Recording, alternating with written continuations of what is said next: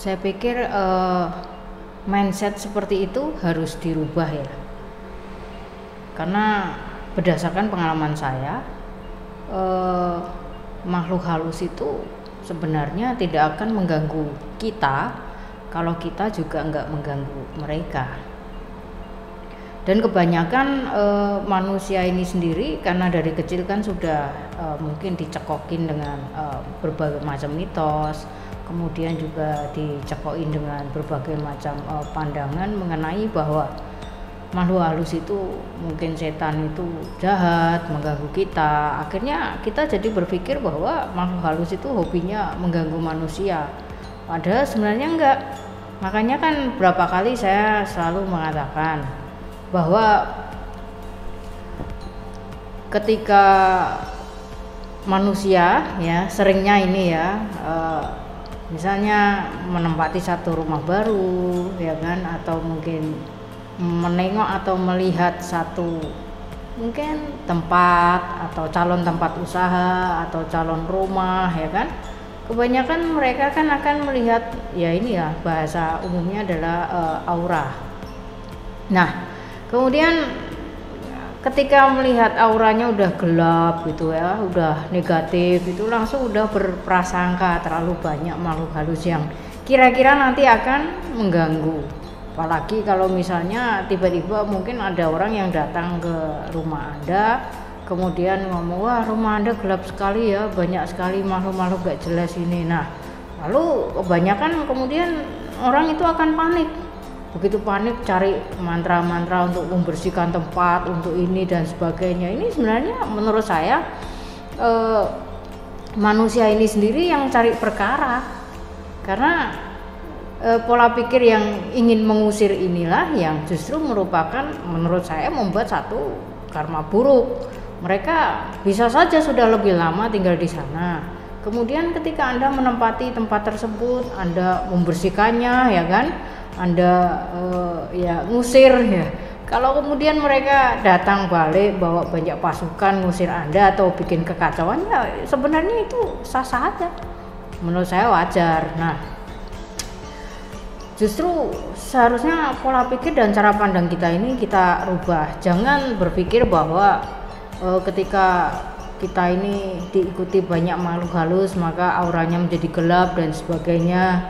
Nah, jangan pikir gitu. Ketika misalnya rumah Anda tiba-tiba dipenuhi dengan banyak makhluk-makhluk halus, nah di sini harusnya kita bersyukur bahwa ini kita dapat kesempatan berbuat karma-karma baik yang kita nggak perlu keluar rumah ya kan. Ya contohnya adalah dengan sering-sering melakukan pelimpahan jasa, sehingga makhluk-makhluk tersebut ya kan itu bisa pindah alam ke alam yang lebih baik ya, terlahir lagi di alam-alam yang lebih baik atau memiliki kehidupan yang jauh lebih baik. Nah ini kan harusnya kita berpikir bahwa kita bersyukur kita dapat kesempatan itu. Kan jarang-jarang sekali. Coba Anda kalau misalnya tidak ada yang membutuhkan bantuan Anda mau obrol bantuan juga kan percuma juga. Nah jadi pola pikir dan cara pandang seperti ini harus dirubah menurut saya ya, sehingga terhadap makhluk halus kita tidak punya pola pikir bahwa makhluk halus itu jahat, makhluk halus itu setan itu sukanya ngerjain orang, lalu akhirnya jadi membeda-bedakan antara setan dan dewa. Maka kadang-kadang banyak sekali nih orang yang selalu misalnya ketika saya berkunjung ke rumahnya, kemudian nanyanya ke saya gini, ayah ini rupang saya, patung saya ini isinya dewa enggak? Nah terus kenapa mau isi dewa isi setan ya kan nggak ada masalah. Justru kalau isinya justru alam bawah kan kita ada kesempatan untuk bikin banyak-banyak pelimpahan jasa, berbuat baik ya kan, terus dia pindah alam, itu kan jauh lebih bagus ya kan. Apa terus dipikir kalau yang nongkrong misalnya yang nongkrong kemudian dewa, kemudian apa dipikir tuh serta-merta mau bantuin Anda?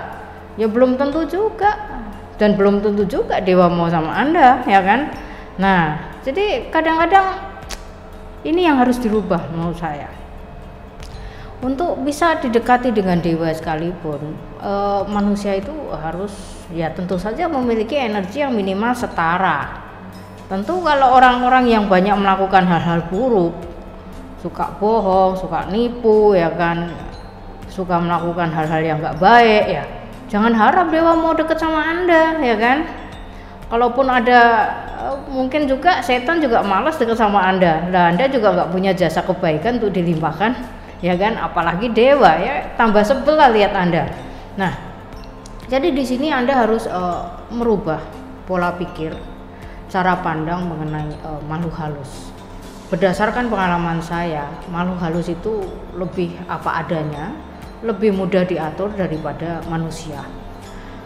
Menurut saya ya, menurut saya. Karena makhluk halus ini kan memiliki kelebihan, ya, makhluk halus apapun ya, apakah dia dewa ataupun setan, ya, apapun istilahnya, alam atas alam bawah, ya, mau jin, gendruwo, setan, apa kuntilanak, apapun istilahnya, ya, mereka memiliki satu kelebihan, yaitu mampu membaca pikiran kita, mampu membaca hati kita, sehingga mereka tahu banget kita ini sama mereka itu niatnya apa.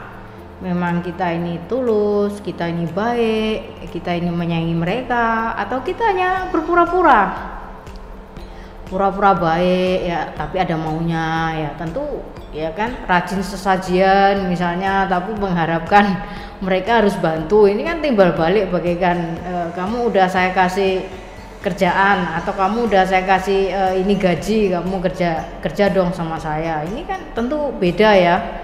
Hati mereka bisa membaca pikiran, ya kan, sehingga sebenarnya buat saya ya, menghadapi makhluk-makhluk tak kasat mata ini buat saya lebih gampang daripada manusia.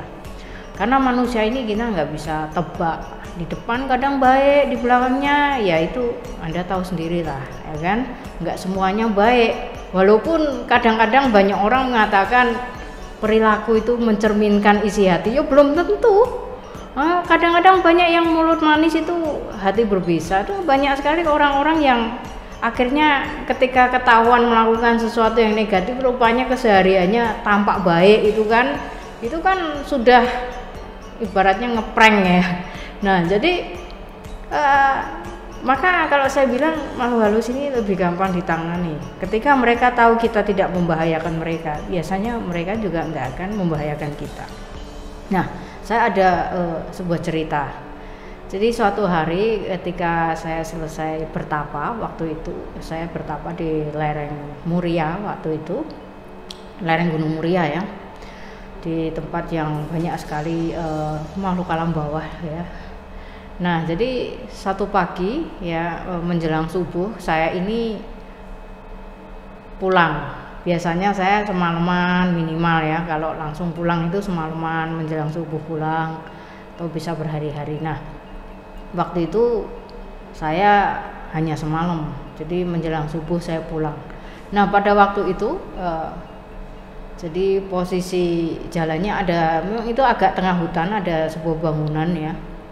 Nah, di situ namanya juga menjelang subuh ya, pulang ya, otomatis kan masih gelap-gelap gimana ya kan. Kemudian juga ya wajar lah agak-agak ngantuk dikit ya. Jadi waktu itu saya lagi jalan nih, langsung belok kiri. Rupanya di belokan sini ini ya kan, itu kan ada satu kayak tembok lah, tembok kecil gitu kan. Jadi di balik tembok ini rupanya ada makhluk alam bawah ya, yang orang Jawa itu sering ngomong ya istilah namanya adalah Banaspati. Banaspati itu kepala ya, semacam kepala doang itu, tapi dia api gitu loh, api terbang-terbang itu bentuknya kepala gitu. Nah, menurut mitosnya ya, mitos orang Jawa yang beredar, yang namanya Banaspati itu makhluk paling ganas, paling jahat, dan kalau ketemu itu udah pasti mati. Kitanya maksudnya, kita ketemu mereka udah pasti mati, ceritanya begitu. Dan itu sekali seumur hidup saya sampai hari ini itu ketemu yang namanya makhluk seperti itu ya baru kali itu, Banaspati itu. Jadi jalan kaki itu begitu belok, rupanya ada ini makhluk ini. Kaget saya ngelihatnya. Saya kagetnya ya antara campur dengan ya pertama kali saya melihat makhluk itu, dan yang kedua adalah karena ini mindset kita udah ditata bahwa Banaspati itu begitu kita ketemu udah pasti kita bakal mati. Jadi ada rasa kaget, stres dikit, dan takut juga waktu itu. Nah, deg-degan juga. Jadi pada waktu itu begitu kaget, saya lihat dia kan kaget. Rupanya dia lihat saya pun kaget, aneh kan? Saya merasa lucu kalau setiap kali mengingat peristiwa ini. Nah, jadi pada waktu itu ya, saya lihat dia, dia pun rupanya lihat saya, sama-sama kaget ya, mungkin sama-sama ya namanya kayak nggak sengaja ketemu ya. Saya kaget, dia kaget. Nah, tapi justru karena saya lihat dia kaget, saya jadi ini agak berkurang rasa takutnya. Karena apa? Saya jadi kaget, maksudnya, rupanya Banaspati yang katanya ganas bisa kaget juga lihat saya. Jadi sama-sama kaget kan. Jadi waktu itu spontan ya antara ya tadi perasaan campur aduk antara Banaspati yang katanya begitu ketemu ini bakal mati dan sebagainya. Tiba-tiba lihat dia juga kaget lihat saya. Lalu rasa kaget saya dan rasa takut saya berkurang gitu kan. Lalu saya sadar, saya kan nggak ada niat jelek sama dia. Ya udah. Nah, jadi dia kan ada di sini nih ngeliatin saya. Nah, jadi saya ngomong sama dia, halo, saya mau lihat doang ya, saya mau lihat ya, dadah. Entah, itu saya spontan aja cuman ngomong begitu. Jadi saya hanya ya say hello, bilang saya mau lewat ya, dan dadah gitu aja. Ya memang agak konyol sih, cuman ya itu yang saya lakukan waktu itu. Nah, kemudian si Banaspatinya itu dia tetap ngeliatin saya gitu. Nah, jadi waktu itu ya saya tetap melanjutkan jalan saya sampai agak jauh sana ya, itu di sebelah sananya itu ada ya kan namanya hutan-hutan juga ya. Jadi begitu udah mau belok lagi ke kanan waktu itu, saya iseng-iseng nengok kan, berarti kan itu kan begitu belok kiri saya lurus aja, begitu mau belok kanan supaya ini Banaspatinya ini masih ada apa enggak, saya nengok waktu itu, saya liatin masih ada enggak ya. Padahal waktu saya jalan bener lurus itu sebenarnya ya antara kaget, shock, ngeri-ngeri sedap, pokoknya campur aduk. Tapi saya sadar bahwa saya ini kan enggak ada niat jahat sama dia. Udah saya jalan aja. Dan saya juga enggak terus baca mantra, baca apa, saya enggak baca apa-apa. Saya hanya udah saya niatnya jalan aja. Toh tadi saya juga sudah ngomong kan, saya lewat ya, kan gitu. Jadi begitu udah sampai di agak pojok, saya iseng-iseng, saya lihat, saya noleh ke kanan waktu itu. Saya lihat kan, rupanya dia masih ngeliatin saya loh. Jadi waktu itu saya kan kaget kan, rupanya ini masih ada di sana ngeliatin saya. Ini waktu itu begitu saya udah mau belok, saya dadah, pulang dulu ya, saya hanya gitu aja loh. Dan itu sekali seumur hidup saya, dan anehnya ya nyatanya juga yang katanya ganas ya kan, nyatanya nggak apa-apa sampai hari ini. Dan setelah itu berkali-kali saya kesana ke tempat itu lagi, saya nggak pernah ketemu lagi. Nah, ini pengalaman saya. Maka kadang-kadang manusia suka melabeli makhluk-makhluk itu dengan menurut saya tidak sesuai. Ini dibilang jahat lah, itu jahat lah, kan menurut saya nyatanya Banaspati yang katanya ganas dan sangar aja rupanya bisa kaget juga keserompokan ketemu saya itu. Dan rupanya dia pun juga punya rasa welas asih, nyatanya saya nggak diapa-apain kan. Kalau menurut mitos dan cerita kan katanya kalau ketemu udah pasti mati, nah kan. Nah, maka berdasarkan pengalaman saya selama ini ketika saya masuk ke gunung atau hutan atau kemanapun sendirian, saya menurut saya merasa tidak pernah diganggu. Ya, kalaupun misalnya ketemu sama mereka, ya saya hanya berpositif ini, pikiran saya juga positif. Oh, mereka dan saya sama-sama makhluk, ya udah kan gitu. Yang penting nggak saling mengganggu. Tapi saya nggak perlu baca-baca yang namanya mantra mengusir hantu lah atau apa. Enggak, saya nggak pernah berpikir sampai sejauh itu, karena bagi saya dan dia juga sama-sama makhluk hidup yang menghuni semesta ini. Nah, jadi menurut saya sih pola pikir dan cara pandang yang mengenai makhluk halus itu hobinya gangguin manusia itu mungkin kita harus ini ya rubah, karena justru dengan berpikir seperti itu sendiri sudah karma buruk buat saya loh. Jadi coba bayangin misalnya Anda misalnya yang jadi makhluk halusnya, Anda nggak ngapa-ngapain aja, tiba-tiba Anda melihat ada manusia yang isi otaknya menggambarkan bahwa ini makhluk halus itu jahat lah, inilah kan berarti Anda bikin gara-gara duluan sama dia.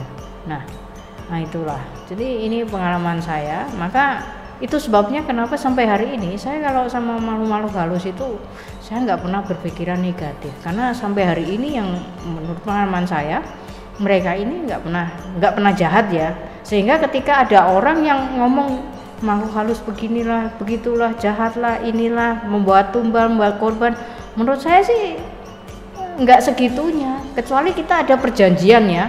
Kalau ada perjanjiannya, misalnya Anda nih bertapa, lalu muncullah seorang makhluk lah, satu makhluk, apakah alam atas atau alam bawah, mau dewa atau setan, itu saya nggak peduli, makhluk halus. Tiba-tiba terus Anda bikin satu bargaining atau satu ini ya, kesepakatan, saya ada perlu begini, tolong bantuin saya, nanti kalau seandainya sudah berhasil saya berjanji bla bla bla bla. Nah kalau ini kan namanya bikin satu ikatan perjanjian, ya tentu beda. Nah kalau ternyata kemudian Anda udah berhasil dan Anda melupakan janji Anda itu, wajar dia berhak menagih. Dan kemudian kalau dia menagih, bukan berarti dia jahat, ini kan hak Anda, udah bikin satu kesepakatan bersama, perjanjian ya kan. Nah ini beda kasus ya. Maka ya itu mungkin agak beda, karena saya kalau kesana kemari sangat jarang ketika saya kemudian ada keinginannya, saya senang aja ya ngendon di situ, bertapa, say hello, penyepian, itu kayaknya sudah menjadi satu passion saya. Sehingga tentu beda ya sama dengan orang-orang misalnya yang menuju ke satu tempat atau melakukan satu pertapaan tertentu itu dengan tujuan-tujuan tertentu. Tentu beda ya, apalagi kalau diikuti dengan yang namanya bikin perjanjian-perjanjian seperti ini, ya tentu sangat wajar. Jangankan yang masih di misalnya di hutan-hutan atau di ini yang lebih ganas ya daripada yang di rumahan. Misalnya Anda sama makhluk-makhluk yang di rumah aja misalnya banyak-banyak janji, tapi rupanya Anda nggak penuhi. Nah itu kalau mereka kemudian bikin gara-gara sama Anda, ya wajar juga menurut saya loh ya. Sehingga jangan selalu menyalahkan makhluk halus. Maka sebaiknya sebelum menyalahkan ya introspeksi diri dulu menurut saya loh ya. Nah jadi ya mungkin itu aja sih dari saya. Jadi pengalaman saya, makhluk halus lebih enak diajak bergaul daripada manusia, ini menurut saya.